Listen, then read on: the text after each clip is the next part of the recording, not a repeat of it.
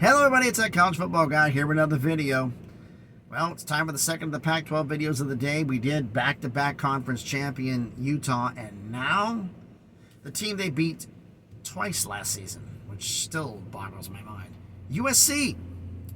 USC, an incredible season last season. They went 11-3, but they seem to have a couple of problems, and we'll get into that. The problem mainly being is well, you have Lincoln Riley as your head coach, who knows for coaching phenomenal offense, and they definitely put up the points. But defensively, they definitely struggled. We're going to get into that and how what happened last season could be foreshadowing what's going to happen this coming season. But first and foremost, let's get the housekeeping out the way. Everyone, please smash the like button, hit the thumbs up. It helps with the algorithm, helps the video be seen by more people. Comment on the video, let me know what you think. We'll get into more detail on the comments at the end of the video, and subscribe to the channel. Almost at 400 subscribers, slowly but surely on the crawl to 1,000. They're having some more fun with this. And if you've subscribed to the channel or going to subscribe, make sure you hit the notifications bells. It lets you know when I post a video. I try to do one every single day, sometimes more than one. So, shall we get into this? All right. Comparable, unlike what we did with the Big 12 videos from earlier, just like we did with Utah, we compare last season's non-conference games and this season's and decide which one's tougher, and last year's schedule versus this year's schedule and decide which one's tougher. So first and foremost, let's get the non-conferences out the way. All right, their non-conference games for last season, well, they were home against Rice, they were home against Fresno State, and they were home against Notre Dame. One Power 5, two Group of 5s, all three at home.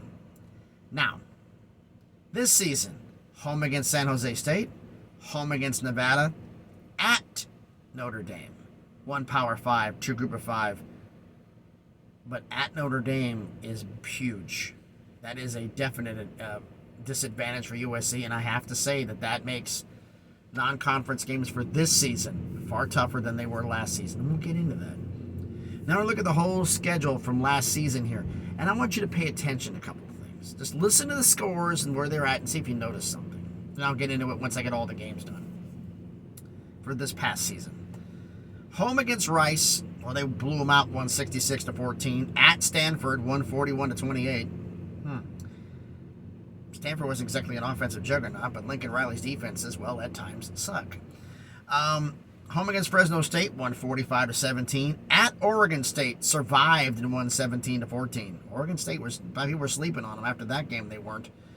Home against Arizona State, 142-25. Home against Washington State, 130-14. At Utah, Cam Rising had an incredible performance, and Utah defeated USC. USC lost 43-42. Then they had the bye week. Then they went at Arizona, 145-37. Another close one.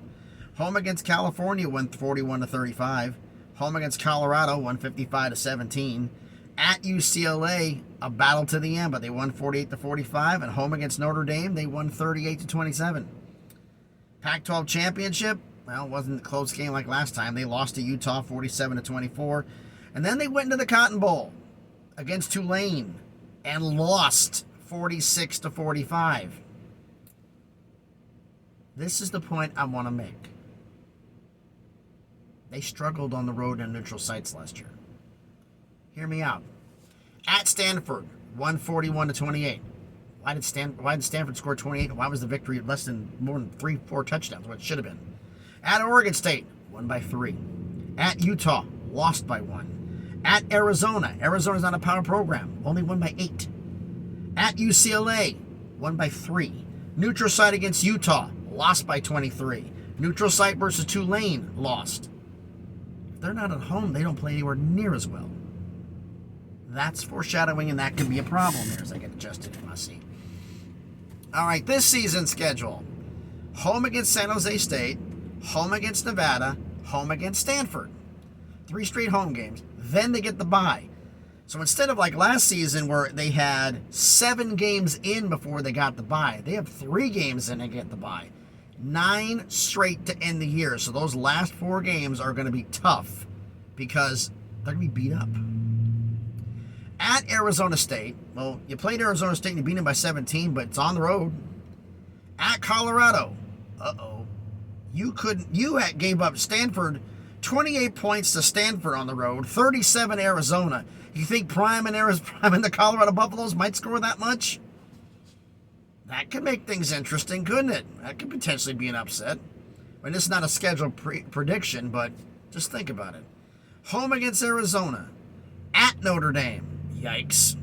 Home against Utah. That's definitely going to help USC because they just on the road in problems. At Cal. You played them at home and won by 6. Now you're going to face them on the road? Home against Washington.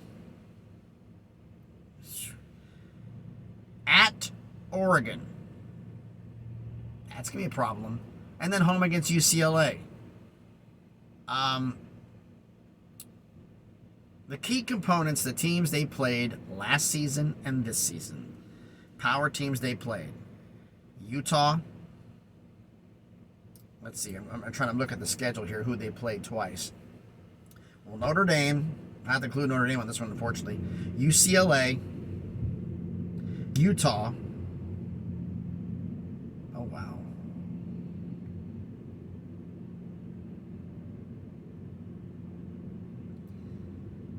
Arizona and Arizona State, because the only 6 common opponents is they played Stanford. They played Colorado, but Arizona State had better records than Stanford and Colorado. So the 5 in-conference toughest opponent, 5 games they had, the same both opponents, Notre Dame, Arizona. Actually, Stanford was better than, I think it was Stanford. Anyway, Arizona State, what? Jeez, man. So Arizona State, Arizona, Utah, UCLA, and Notre Dame. Okay. Of those games, 3 of them are on the road. Utah was on the road, Arizona was on the road, UCLA is on the road. Now those same games are at home. Swap out to the schedule, you swap out Washington State for Washington, you swap out Oregon State for Oregon. At Notre Dame. Utah's at home, Washington's at home, Oregon's on the road.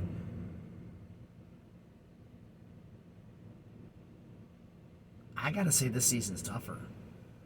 I'm looking at this. I gotta say this season's tougher. And with the troubles they have on the road, I mean, Arizona State, they got to face them on the road. Colorado, face them on the road. Notre Dame, face them on the road.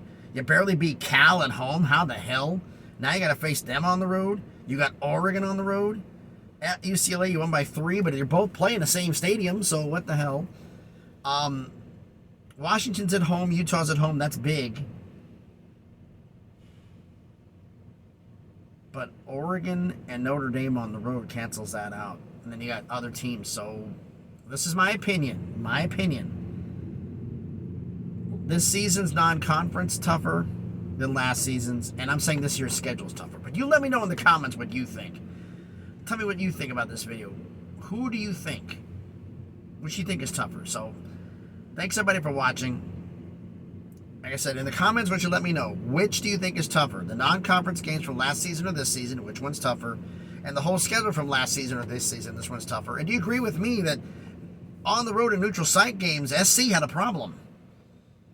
And now you look at Arizona State, at Colorado, at Notre Dame, at Cal, at Oregon. I think it's going to be a problem for them. But you let me know down in the comments what you think. So thanks everybody for watching the video.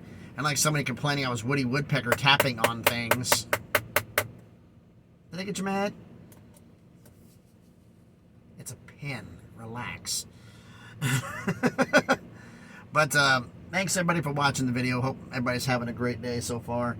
I posted this early because I have no idea with cell reception how it's going to go. So I'm trying to get these recorded at least early. And we'll see how long they get uploaded because I finished the other one a little bit ago. So we're at 7:30 in the morning Central Time. I recorded this first video and I just uploaded it. This one's about 7:45. So we'll see how long it takes to get these in.